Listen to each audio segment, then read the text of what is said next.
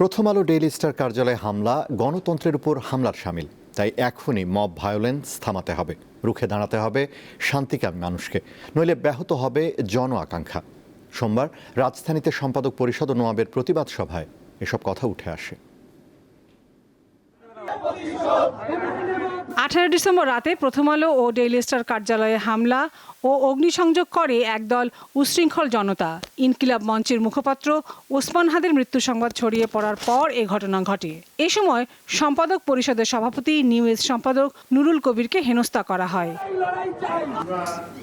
এ ঘটনায় সোমবার রাজধানীর একটি হোটেলে প্রতিবাদ সভার আয়োজন করে সংবাদপত্রের সম্পাদকদের সংগঠন সম্পাদক পরিষদ ও মালিকদের সংগঠন news paper owners association NOAB. Mob ভায়োলেন্সে আক্রান্ত বাংলাদেশ শিরোনামে এই যৌথ প্রতিবাদ সভায় সংহতি জানান বিভিন্ন দলের নেতারা। তারা ক্ষুব্ধ প্রতিক্রিয়া জানান।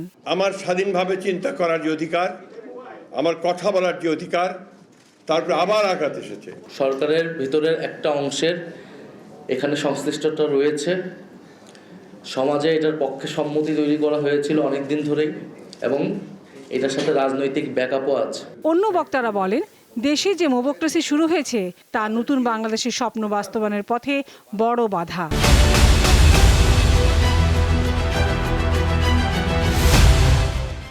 যে মবতন্ত্র আজকে প্যান্ডরাস বক্সের মতো বিকশিত হয়েছে, সেটার পেছনের শক্তি প্রথম দিকে ছিল আমাদের আমলাতন্ত্রের মূল কাঠামোতে যারা কেন্দ্রবিন্দুতে যারা অবস্থিত তারা।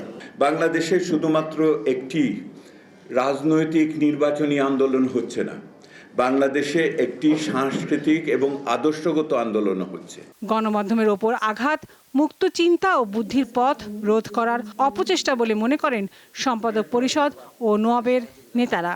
কারোর কোনো মতামত পছন্দ হয় না বলে যখন সংবাদকর্মীরা কাজ করছেন, তখন পত্রিকা অফিসের মধ্যে আগুন লাগিয়ে দিয়ে এবং দমকল বাহিনী আসবার সুযোগ বন্ধ করে দেওয়ার মধ্য দিয়ে খুব পরিষ্কারভাবে এই গোষ্ঠীটির লক্ষ্য প্রস্ফুটিত হয়েছে। আমাদের কণ্ঠকে স্তব্ধ করা যাবে না, সেই লক্ষ্যে আপনাদের মতামতের ভিত্তিতে আমরা সারা বাংলাদেশের সাংবাদিক বৃন্দকে জানুয়ারির মাঝামাঝি টাইমে আমরা একটা মহা সম্মেলন করব। প্রতিবাদ সভার পর কারণ বাজারে রাস্তায় মানববন্ধন করা হয়। লাবণী গুহ, দীপ্ত সংবাদ, ঢাকা।